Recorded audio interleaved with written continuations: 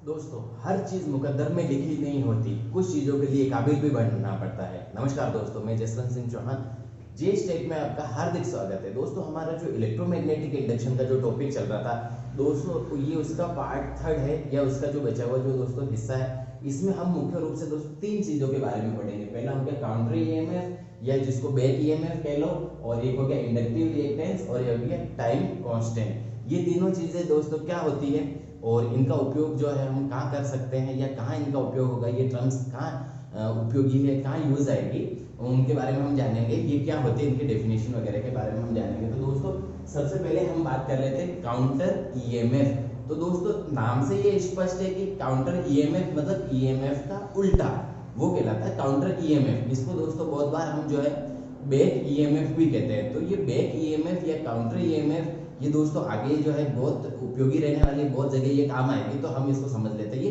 होती क्या। तो दोस्तों, सबसे पहले हम बात कर लेते हैं कि किसी भी कंडक्टर में दोस्तों कोई कंडक्टर हो गया जिसमें हम धारा प्रवाहित करते हैं, तो दोस्तों उसमें क्या होता है, वोल्टेज एक ईएमएफ इंड्यूस होती है दोस्तों। तो ये ईएमएफ जो है दोस्तों इंड्यूस क्यों होती है, क्योंकि इस कॉइल के खुद के जो मैग्नेटिक फ्लक्स है उसके कारण जो ये ईएमएफ इंड्यूस होती है, ये ईएमएफ जो बनती है, ये इस ईएमएफ की दोस्तों दिशा ऐसी होती है जिससे ये बनने वाली जो इसकी प्रक्रिया है उसी का विरोध करती है।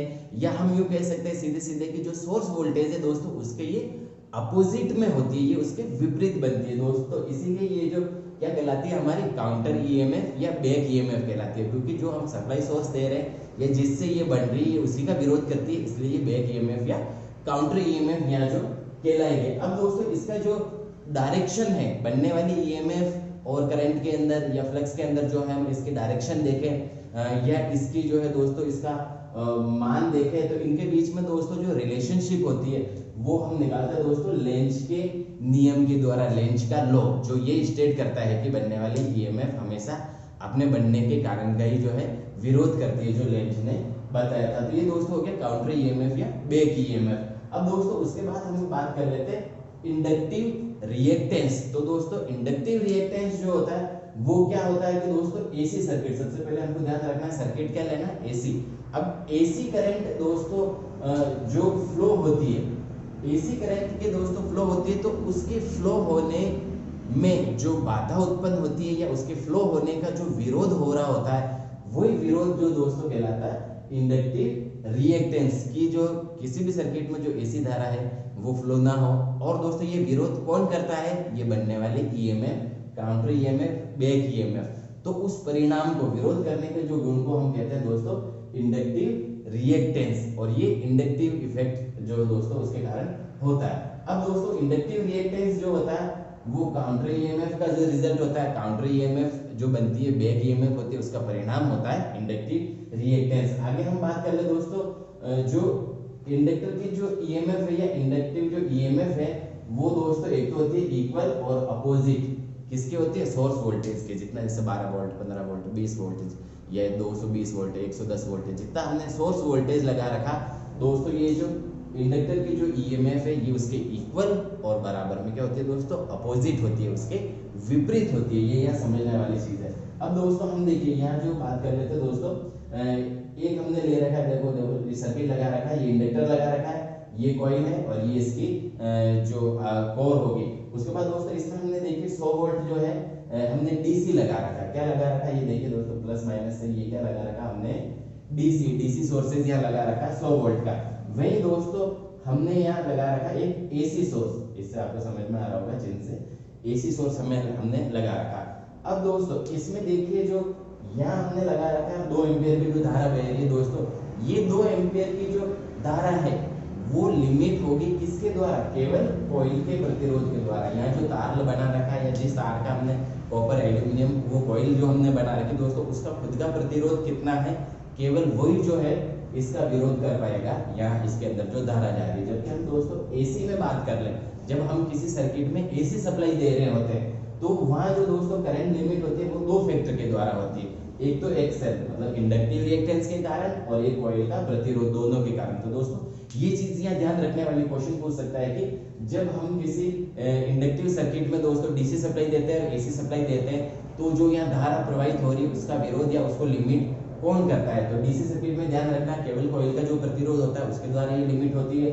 और हम एसी सर्किट में बात करते हैं दोस्तों, ये इंडक्टिव रिएक्टेंस भी धारा को अपोज करने की कोशिश करता है और कॉइल का जो प्रतिरोध है वो भी इसको अपोज करने की कोशिश करता है इसमें बहने वाली धारा का। उसके बाद दोस्तों इंडक्टिव रिएक्टेंस का हम जो फॉर्मूला देख ले इसका कि क्या होता है, ये इसको किस के द्वारा दर्शाया जाता है। तो इंडक्टिव रिएक्टेंस दोस्तों एक्सएल के द्वारा दर्शाया जाता है और एक्सएल का जो मान होता है वो होता है दोस्तों ओमेगा एल। एक बड़े तौर पर हमको ध्यान रखना है ओमेगा एल। अब दोस्तों हम ये ओमेगा का मान रखे हैं वो होता है 2 पाई एफ। ओमेगा का मान क्या होता है, ओमेगा का मान हमारे पास होता है 2 पाई एफ, 2 पाई और एफ इसकी फ्रीक्वेंसी है दोस्तों। तो हम ओमेगा की जगह रख देंगे 2 पाई एफ और एल हमारे पास है ये दोस्तों 2 तो हो गया ऐसे कैसे, पाई का मान होता है 3.14 3.14 और एफ और एल ऐसे कैसे दोस्तों। अब क्या होगा 2 को इसको 3.14 से गुणा करेंगे तो आ जाएगा 6.28 6.28 एफएल। तो एक्सएल ये इंडक्टिव रिएक्टेंस का हमारा अगर संख्यात्मक मान देखें तो वो हो गया 6.28 और एफ इंटू एल। अब दोस्तों इस फॉर्मूले से देखिए ये कांस्टेंट है तो इसका मतलब ये कांस्टेंट हटा तो हम समानुपाती का चिन्ह लगा सकते हैं। तो दोस्तों एक्सएल हमारा किस किस के समानुपाती होगा, एक तो एफ फ्रीक्वेंसी के और एक होता है दोस्तों इंडक्टेंस के, इंडक्टेंस जो होता है उसके एल के। तो यहाँ से हम देख सकते हैं दोस्तों एक्सएल जो है सीधे समानुपात में किसके हैं, फ्रीक्वेंसी के। इसका मतलब क्या होता है दोस्तों, फ्रीक्वेंसी बढ़ेगी, हम फ्रीक्वेंसी देखिए दोस्तों यहाँ हमने बढ़ाई थी डीसी में लो फ्रीक्वेंसी होती है, नेग्लिजिबल या जीरो होती है और एसी में दोस्तों 50 हर्ट्ज फ्रीक्वेंसी होती है। तो यहाँ आप अंतर समझिए क्या होता है दोस्तों, जैसे जैसे फ्रीक्वेंसी बढ़ेगी तो दोस्तों करंट का जो चेंज है वो बढ़ेगा, क्योंकि एसी में तो ये चलते ही ऐसे प्लस माइनस ये एसी भी वैसे चलती रहती है दोस्तों। हमारा करंट का चेंज बढ़ेगा, करंट का चेंज बढ़ेगा दोस्तों तो इसमें बनने वाला जो फ्लक्स है वो भी चेंज होगा और फ्लक्स चेंज होगा तो दोस्तों ईएमएफ बनेगी। ये ईएमएफ कौन सी होगी दोस्तों, काउंटर ईएमएफ, बैक ईएमएफ बनेगी दोस्तों। और बैक ईएमएफ बनेगी दोस्तों तो उसके कारण क्या होगा, हमारा जो इंडक्टिव रिएक्टेंस है वो भी यहाँ बढ़ेगा। तो ये सारी चीजें लाइन में एक फॉर्मूले में मैंने सेट कर दी, आपको रटने की यहाँ कोई जरूरत नहीं, आप केवल समझिए और करिए कि फ्रीक्वेंसी बढ़ गई तो क्या करंट में जो चेंज है वो बढ़ेगा, करंट में चेंज है तो फ्लक्स में चेंज बढ़ेगा, फ्लक्स अगर परिवर्तित हो रहा है चेंज हो रहा है तो काउंटर ईएमएफ बढ़ेगा और काउंटर ईएमएफ दोस्तों बढ़ेगी तो हमारा इंडक्टिव रिएक्टेंस या एक्सएल जो है सीधा सीधा बढ़ेगा। ये चीज ध्यान रखनी है। उसके बाद दोस्तों हम दूसरी बात कर लेते हैं कि हमारा एक्सएल इंडक्टिव रिएक्टेंस जो है वो इंडक्टर एल के भी समानुपाती होता है, इंडक्टेंस एल के भी समानुपाती होगी। तो अब देखिए दोस्तों जब एल बढ़ेगा तो एल बढ़ेगा तो हमारा जो फ्लक्स चेंज है मतलब इंडक्टेंस बढ़ेगा तो जो फ्लक्स में परिवर्तन है वो भी बढ़ेगा, फ्लक्स में परिवर्तन बढ़ेगा तो फिर से हमारी जो काउंटर ईएमएफ बैक ईएमएफ जो है वो बढ़ेगी और वो बढ़ेगी दोस्तों फिर से जो है एक्सएल या इंडक्टिव रिएक्टेंस जो है हमारा बढ़ेगा। हम फ्रीक्वेंसी में चेंज कर दे तो भी इंडक्टिव रिएक्टेंस बढ़ेगा, हम इंडक्टेंस में चेंज कर दे तो भी इंडक्टिव रिएक्टेंस जो है बढ़ेगा। ये चीजें ध्यान रखनी है दोस्तों, एग्जाम में पूछी जा सकती है। इसके बाद दोस्तों नेक्स्ट हम बात कर लेते हैं, इसमें कुछ और टर्म्स है, ओमिक रेजिस्टेंस। ओमिक रेजिस्टेंस या ओमिक प्रतिरोध दोस्तों क्या होता है, तो डीसी रेजिस्टेंस दोस्तों हम पहले क्या लेंगे, डीसी रेजिस्टेंस। दोस्तों डीसी का है ये, इसमें कोई इंडक्टिव रिएक्टेंस नहीं होना चाहिए। डीसी प्रतिरोध हम लेंगे, शुद्ध डीसी जो अप्लाई कर रहे हैं डीसी प्रतिरोध होता है दोस्तों, इसको हमको क्या करना है, ओम मीटर से, एक प्योर या अच्छा जो क्वालिटी का ओम मीटर उससे हमको चेक करना है। और ये जो प्रतिरोध आएगा प्योर डीसी सर्किट में जो प्रतिरोध होता है दोस्तों वही जो है इफेक्टिव जो है रेजिस्टेंस कहलाता है ये, या ओमिक रेजिस्टेंस जो कहलाता है हमारा। उसके बाद दोस्तों हम बात कर लेते हैं कि इफेक्टिव रेजिस्टेंस। इफेक्टिव रेजिस्टेंस क्या होता है, ओमिक रेजिस्टेंस तो हमने देख लिया दोस्तों कि अगर डीसी सर्किट हमने जोड़ रखा है तो उसका प्रतिरोध ओमिक प्रतिरोध कहलाएगा। लेकिन इफेक्टिव या प्रभावी जो प्रतिरोध वो क्या होता है, तो दोस्तों प्योर रेजिस्टिव सर्किट लेना है दोस्तों। प्योर रेजिस्टिव सर्किट है वो जो है एसी और डीसी, प्योर रेजिस्टिव सर्किट वो एसी में हो चाहे डीसी में हो, दोनों में जो दोस्तों सेम तरीके से काम करता है अगर वो प्योर है तो। लेकिन हम देखेंगे दोस्तों जो एसी और डीसी में अगर इस प्योर जो प्रतिरोध है या ओमिक रेजिस्टेंस है इसमें अगर कुछ डिफरेंस रहता है, कुछ जो है इसका मान में अगर थोड़ा बहुत जो चेंज रहता है तो वो दोस्तों किसके कारण चेंज रहता है, फ्रीक्वेंसी के कारण। अब डीसी में तो फ्रीक्वेंसी होती नहीं है, डीसी में तो 0 होती है और एसी में 50 हर्ट्ज होती है। तो इस फ्रीक्वेंसी के कारण ही जो है दोस्तों एसी प्रतिरोध और डीसी प्रतिरोध में जो है कुछ चेंजेस आता है, तो वो दोस्तों इफेक्टिव जो रेजिस्टेंस कहलाता है। उसके बाद हम दोस्तों बात कर लेते हैं कि जो प्योर रेजिस्टिव सर्किट है उसमें करंट फ्लो हो रही है दोस्तों, हमने प्रतिरोध जोड़ रखा है केवल, उसमें अगर कोई धारा जो है प्रवाहित हो रही है तो वो किस किस के द्वारा दोस्तों प्रभावित होगी या कैसे प्रभावित होगी वो प्रतिरोध के ऊपर क्या प्रभाव डालेगी, इफेक्टिव रेजिस्टेंस के ऊपर क्या प्रभाव डालेगी दोस्तों, वो हम देख लेते हैं। तो दोस्तों ये जो है 5 फैक्टर, 5 प्रकार के जो हमारे पास फैक्टर है या 5 ऐसी चीजें हैं जिन पे ये निर्भर करेगा। हम पहले देख लेते हैं दोस्तों डीसी रेजिस्टेंस, डिस्ट धारा अप्लाई कर रखी है, वहां का जो प्रतिरोध है दोस्तों, तो ये है कि अगर हमने प्योर डीसी सोर्स लगा रखा है तो उसके द्वारा जो प्रतिरोध होगा दोस्तों वो हमारा डीसी रेजिस्टेंस कहलाएगा। उसके बाद हम बात कर लेते हैं दोस्तों स्किन इफेक्ट। तो स्किन इफेक्ट क्या होता है कि दोस्तों किसी एसी सर्किट में हम दोस्तों बात करें तो वहां क्या होता है दोस्तों, आई का करंट का मान जो होता है और करंट की जो दिशा होती है वो एक निश्चित समय अंतराल पे जो दोस्तों परिवर्तित होती रहती है। और परिवर्तित होती रहती है तो दोस्तों ये इस प्रकार से चेंज होती है कि ये क्या करती है कि जो करंट का जो मैक्सिमम मान को है दोस्तों वो कंडक्टर की दोस्तों सरफेस की ओर ले जाने की कोशिश करती है। हम यहाँ देख लें दोस्तों, अगर ये हमारा कोई कंडक्टर की हम बात करें तो इसमें क्या होगा दोस्तों, एसी की बात करें तो ये देखिए दोस्तों इस टाइप से मैं एक एग्जांपल समझा देता हूँ, ये इस टाइप से। तो आप देखिए दोस्तों एसी धारा का जो मैक्सिमम मान है वो यहाँ और यहाँ है, फिर यहाँ और यहाँ है, मतलब इनकी दिशा और मान मैग्नीट्यूड जो होता है दोस्तों वो ऐसे होता है कि ज्यादातर जो है इस कंडक्टर की सरफेस पे, इस सतह पे यही रहने की जो है कोशिश करता है यहाँ इस जगह। तो ये दोस्तों जो प्रभाव है वो जो है हमारा जो स्किन इफेक्ट कहलाता है, स्किन इफेक्ट कहलाता है, क्योंकि एसी जो धारा है यही रहने की, कंडक्टर के सरफेस की ओर रहने की कोशिश करती है। तो दोस्तों देखिए इसमें जो बीच वाला जो हिस्सा है ये तो हिस्सा तो दोस्तों कोई काम का ही नहीं है, ये तो इफेक्टिव रहा ही नहीं। तो इस कारण क्या होता है दोस्तों, क्रॉस सेक्शन एरिया घट जाता है। क्रॉस सेक्शन एरिया घट जाने के कारण जो है हमारा प्रतिरोध बढ़ जाता है। आपने देखा होगा दोस्तों R equal to rho L upon A. तो दोस्तों ये प्रभावी जो है अनुप्रस्थ काट का क्षेत्रफल ये घट गया, क्योंकि इतने में तो ये यूज हो ही नहीं रही है। अगर डीसी दे तो पूरे वायर में जाएगा, एसी तो सरफेस की ओर जाता है, इसलिए ये हिस्सा तो काम कर ही नहीं रहा है, इतना हिस्सा काम कर रहा है, ये घट गया तो दोस्तों आर बढ़ जाएगा। हमारा जो इफेक्टिव रेजिस्टेंस है दोस्तों सर्किट का वो बढ़ जाएगा स्किन इफेक्ट के बढ़ने के कारण या स्किन इफेक्ट के होने के कारण, ये ध्यान रखना है। और ये दोस्तों केवल एसी में होता है, ये भी हमें ध्यान रखना है, डीसी में जो है स्किन इफेक्ट नहीं होता। अब दोस्तों नेक्स्ट हम बात कर रहे हैं हिस्टेरेसिस।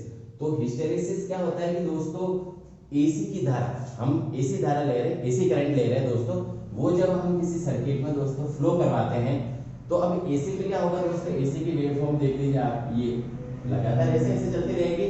तो ये पॉजिटिव ऐसा, negative positive, negative positive, negative दोस्तों ये चलता रहता है। मतलब धारा जो है अपने मान को और अपनी दिशा को निरंतर बदलती रहती है। अब इनके बदलने के कारण क्या होता है दोस्तों, कंडक्टर जिस मेटल का बना है, कॉपर ले लो, एल्यूमिनियम ले लो, सिल्वर ले लो, या जिसका भी बन रखा है कंडक्टर, उस कंडक्टर के दोस्तों मॉलिक्यूल्स क्या होते हैं, वो बार बार इस धारा के हिसाब से अपने आप को जो है एडजस्ट करते हैं, मोशन में आते हैं दोस्तों। क्या करते हैं, बार बार अपने आप को एडजस्ट करते हैं, मोशन में आते हैं। अब दोस्तों उनके बार बार प्लस वाले में वो अलग एडजस्ट होंगे, माइनस वाले में अलग एडजस्ट होंगे, बार बार वो गति करेंगे दोस्तों। इस गति के कारण या मोशन के कारण क्या होती है, हीट प्रोड्यूस होती है। उस कंडक्टर में क्या होता है दोस्तों, हीट प्रोड्यूस होती है। और जब ये हीट प्रोड्यूस होगी तो इसके कारण जो इफेक्टिव रेजिस्टेंस है, हमेशा ध्यान रखिए दोस्तों, ऊष्मा जो है प्रतिरोध को जो है बढ़ाती है, हमेशा इफेक्टिव रेजिस्टेंस को जो है इंक्रीज करेगी। नेक्स्ट हम दोस्तों बात कर लेते हैं एडी करंट। एडी करंट दोस्तों भंवर धारा, जब ट्रांसफार्मर मोटर वगैरह आप पढ़ोगे तो वहाँ ये बहुत बार यूज होगा एडी करंट। एडी करंट तो क्या होता है दोस्तों, एडी करंट होती है भंवर धारा, ये भी एसी में होगा। अब दोस्तों सबसे पहले देख लेते हैं एडी करंट क्या होता है, किसके कारण होता है। तो दोस्तों ये क्या होता है, किसी भी कंडक्टर में जो वोल्टेज बनता है, तो दोस्तों वो वोल्टेज और उसके सराउंडिंग, उसके चारों ओर का जो है मेटल पार्ट था, फिर जो पार्ट है उनमें ये इंड्यूस होता है, उसमें ये एंटी करंट जो है वो बनता है, जिसके कारण ये बनता है। और ये जो होता है दोस्तों सप्लाई फ्रीक्वेंसी जो हमने दे रखी, जैसे एसी में 50 हर्ट्ज फ्रीक्वेंसी आती है, तो एडी करंट जो होता है सप्लाई फ्रीक्वेंसी के जो है सीधा अनुपात में होता है। तो सप्लाई फ्रीक्वेंसी अगर 50 हर्ट्ज है तो दोस्तों एडी करंट जो है वो 50 हर्ट्ज की दर से दोस्तों बार बार जो है बदलेगा, चेंज होगा। और इसके कारण क्या होगा दोस्तों, सर्किट में हमारा जो सर्किट लगा रखा है उसमें हीट प्रोड्यूस होगी, ऊष्मा उत्पन्न होगी। और ये जो ऊष्मा होती है दोस्तों बढ़ने के कारण जो इफेक्टिव रेजिस्टेंस भी बढ़ता है, मतलब एडी करंट भी जो है इफेक्टिव प्रतिरोध को या प्रभावी प्रतिरोध के मान को क्या करेगा, इंक्रीज करेगा। नेक्स्ट हम बात कर लेते हैं दोस्तों डाइइलेक्ट्रिक स्ट्रेस। डाइइलेक्ट्रिक स्ट्रेस, तो दोस्तों हम पहले इसकी बात कर लेते हैं। डाइइलेक्ट्रिक जो शब्द क्या है, या डाइइलेक्ट्रिक जो स्ट्रेंथ किसी भी कंडक्टर की क्या होती है दोस्तों, तो ये क्या होती है दोस्तों, हमें दर्शाता है कि कोई जो पदार्थ है, कोई जो इंसुलेशन जो पदार्थ है वो किस कोटि का या कितना उच्चतम कोटि का जो है इंसुलेशन है वो कहलाता है दोस्तों। पूचालक जो है, तो पूचालक की जो एक सीमा दर्शाता, पूचालक की जो क्वालिटी दर्शाता है दोस्तों, वो डाइलेक्ट्रिक स्ट्रेंथ होता है। तो हम यहाँ पढ़ेंगे डाइलेक्ट्रिक स्ट्रेस, डाइलेक्ट्रिक तनाव, मतलब हम कॉपर या एल्यूमिनियम को वायर का ले लें दोस्तों, उसके ऊपर जो पीवीसी की जो परत चढ़ा रखी होती है दोस्तों, आपने वायर के ऊपर देखा होगा, उसके ऊपर क्या तनाव पड़ता है वो हम देखते हैं। तो अल्टरनेटिंग करंट में हमने फिर पढ़ा दोस्तों, ये इसका जो मैग्नीट्यूड, इसका जो मान है, दिशा को जो है बार बार चेंज करता रहता है, इसके जो मैग्नीट्यूड को चेंज करता रहता है। उसके कारण क्या होता है दोस्तों, कंडक्टर के इंसुलेशन पे, कंडक्टर के इंसुलेशन पे ऊपर जो पीवीसी का लगा रखा होता है उसके ऊपर दोस्तों क्या है, तनाव बढ़ता जाता है। और बार बार क्या होता है दोस्तों, एसी में हम बात करेंगे दोस्तों, जैसे जैसे बढ़ता जाएगा तनाव, जो स्ट्रेस है वो बढ़ेगा, फिर घटेगा, फिर बढ़ेगा, फिर घटेगा, फिर बढ़ेगा, फिर घटेगा। तो ये लगातार क्या है, इंक्रीज डिक्रीज, इंक्रीज डिक्रीज, बढ़ना कम होना दोस्तों लगातार लगा रहता है, ये चालू रहता है। और ये होने के कारण क्या होता है दोस्तों, हीट प्रोड्यूस होती है उस चालक में, क्या होती है दोस्तों, ऊष्मा उत्पन्न होती है। और वो ऊष्मा उत्पन्न होने के कारण क्या होता है दोस्तों, सर्किट का जो इफेक्टिव रेजिस्टेंस है उसको बढ़ाएगी। तो ये सीधे सीधा हमने ध्यान रखना है। जो 5 कारण थे जिसमें से दोस्तों लगभग सब में ही जो है वो इफेक्टिव प्रतिरोध बढ़ रहा है हर एक प्रभाव के कारण। तो ये 4-5 जो एग्जाम में पूछे जा सकते हैं दोस्तों, इसको आपको ध्यान रखना है। दोस्तों आगे हम देख लेते हैं यहाँ कि effect of inductance present in AC circuit. दोस्तों एसी सर्किट में इंडक्टेंस का जो प्रभाव उत्पन्न होता है या जो इंडक्शन होता है, इसका दोस्तों जो है क्या इफेक्ट पड़ता है एसी सर्किट पे, एसी सर्किट के ऊपर क्या प्रभाव पड़ता है। तो दोस्तों सबसे पहले हम देख लेते हैं जो ये कॉइल्स इंडक्टर के रूप में जो हम दोस्तों कॉइल यूज करते हैं, ये एसी सर्किट में किस किस रूप में या कहाँ यूज की जाती है वो देखिए दोस्तों। सबसे पहले तो हो गया इलेक्ट्रिकल, कोई मशीन हो गया या मैग्नेट हो गया दोस्तों, उसमें एक्साइटेशन के लिए आप डीसी जनरेटर, मोटर वगैरह में पढ़ोगे दोस्तों, वहाँ एक्साइटेशन के लिए इस कॉइल का यूज किया जाता है दोस्तों। उसके बाद हो गया रिले, रिले कॉइल्स के रूप में यूज किया जाता है दोस्तों। ये कहाँ यूज होती है, स्विचिंग जो डिवाइस होती है, स्विचिंग जो सर्किट होती है उसमें।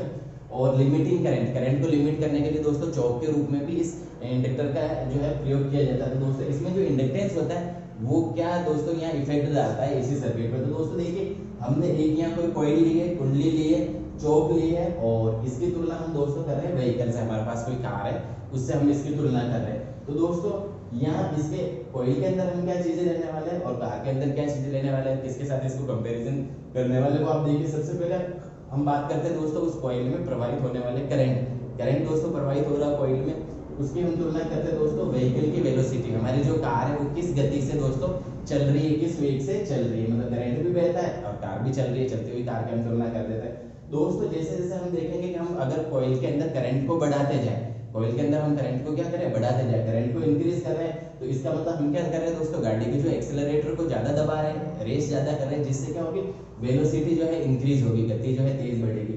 और अगर हम करंट को कम करते हैं तो दोस्तों हम गाड़ी की क्या करते हैं, वेलोसिटी को कम करते हैं। कैसे करते हैं, ब्रेक लगा के। ब्रेक अगर हम लगा रहे हैं तो दोस्तों गाड़ी की व्हीकल क्या हो जाएगी, कम हो जाएगी।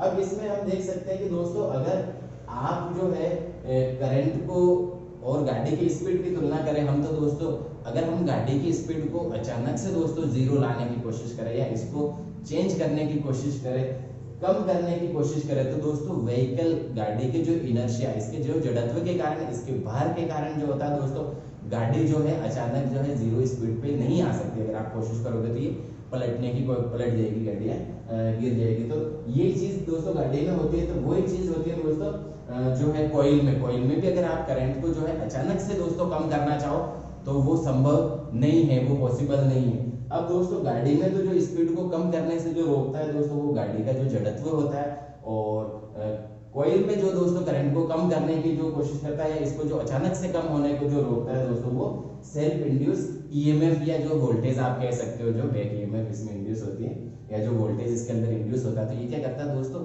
अचानक से जीरो नहीं होने देता जो है हमारी जो कॉइल के अंदर बहने वाले करंट को। और दोस्तों ये दोनों जो चीजें हैं वो क्या करती है, करंट में अचानक से गिराव को या कम होने को रोकती है दोस्तों। तो ये भी एक फायदा आप ले सकते हो दोस्तों। उसके बाद हम बात कर रहे हैं दोस्तों इंडक्टर के लिए टाइम कांस्टेंट, टाइम जो है कांस्टेंट कितना होगा, टाइम जो नियतांक कितना होगा दोस्तों। हम देखिए हमने एक सर्किट ले रखा जो आर और एल, हमने एक प्रतिरोध लगा रखा है, एक इंडक्टर चौक लगा रखी है, इसमें हमने दोस्तों सप्लाई जो है डीसी दी है। हम स्विच को जैसे ही दोस्तों ऑन करते हैं तो इसमें क्या क्या होता है दोस्तों, ये देखिए ग्राफ से दर्शा रखा हमने। ग्राफ के एक साइड हमने टाइम लिया है टाइम के अलग अलग वैल्यू है, 1T 2T ये 3T 5T तक ले रखा है दोस्तों। और इस अक्ष पे हमने वोल्टेज और करंट ले रखा है दोस्तों। ये वैल्यू जो है वोल्टेज या करंट की जो है दोस्तों 100% है। और यहाँ से तो आप देखिए दोस्तों, जैसे जैसे ये जो टाइम है यहाँ से बढ़ना स्टार्ट करता है, तो स्टार्टिंग में आप देखोगे दोस्तों वोल्टेज जो है ये जो करंट आप ले सकते हो वी जो 100% है। हम जैसे जैसे इसको दोस्तों बढ़ाते हैं टाइम को, जैसे जैसे इस अक्ष पे हम बढ़ाते जा रहे हैं, ये जो है हमारा धीरे धीरे जो है गिरता जाएगा। अब हम देखिए दोस्तों ये क्या होता है, इस ग्राफ को कैसे रिप्रेजेंट करें, टाइम कांस्टेंट क्या होता है इसको हम समझते हैं दोस्तों। जो कॉइल में हम जो कॉइल ले रहे हैं उसमें दोस्तों आर और एल जुड़ रखा है, इंडक्टर और रेजिस्टेंस जुड़ रखा है उसमें, उसको हम डीसी वोल्टेज दे रहे हैं। दूसरा बात इसमें हम बात करते हैं दोस्तों, जैसे जैसे हम फ्लक्स को बढ़ाएंगे, जैसे जैसे हमको क्या करेंगे दोस्तों फ्लक्स को बढ़ाएंगे, तो करंट जो है करंट और इंड्यूस ईएमएफ, इसका जिस करंट के कारण जो ईएमएफ बनती है दोस्तों वो भी क्या होगी हमारी इंक्रीज होती जाएगी। मतलब जैसे जैसे हम फ्लक्स बढ़ा रहे हैं तो जो बनने वाली ईएमएफ है दोस्तों, करंट के कारण बनने वाली ईएमएफ है वो भी बढ़ेगी। और इसके कारण दोस्तों करंट जो है धीरे धीरे करके क्या होता है दोस्तों, इसकी फाइनल वैल्यू मतलब इसके मैक्सिमम ये कितना हो सकता है करंट वहां तक जाएगी दोस्तों, वो हम निकालेंगे I = V/RL।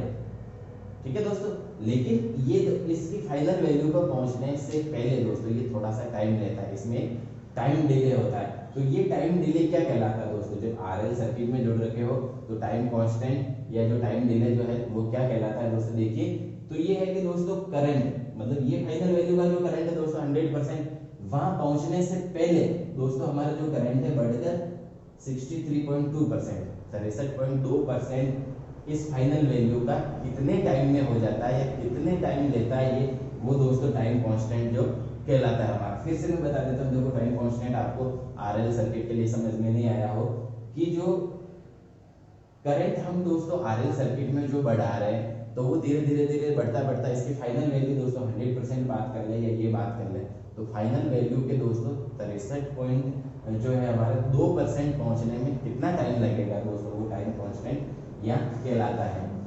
उसको हम अगर डिनोट करें दोस्तों T = L/R से ये दर्शाते हैं। देखिए दोस्तों हमने एक सारणी बना रखी है, जो टाइम इधर हमने ले रखा है इधर करंट है, तो दोस्तों टाइम T की हम बात दोस्तों यहाँ बात कर रहे थे कि दोस्तों इसमें होता है 63.2%, उसके बाद 2T ये दोस्तों हो गया 86.46%, 3T ये जैसे जैसे टाइम बढ़ता जा रहा था दोस्तों ये जो है करंट का जो मान है वो भी धीरे धीरे धीरे धीरे बढ़ता जा रहा है। तो दोस्तों ये टाइम कांस्टेंट था, मतलब तीनों ही चीजें हमने पढ़ ली, काउंटर ईएमएफ पढ़ ली, इलेक्ट्रिक रिएक्टेंस पढ़ लिया, टाइम जो कांस्टेंट है ये पढ़ लिया। दोस्तों आज का टॉपिक था, टॉपिक आपको कैसा लगा दोस्तों आप कमेंट जरूर करें और अधिक से अधिक दोस्तों के साथ शेयर करें। और अगर आप चैनल पर नए हो तो चैनल को सब्सक्राइब करें और जो है मिलते हैं कल एक फिर नए वीडियो के साथ, तब तक के लिए नमस्कार है, थैंक यू।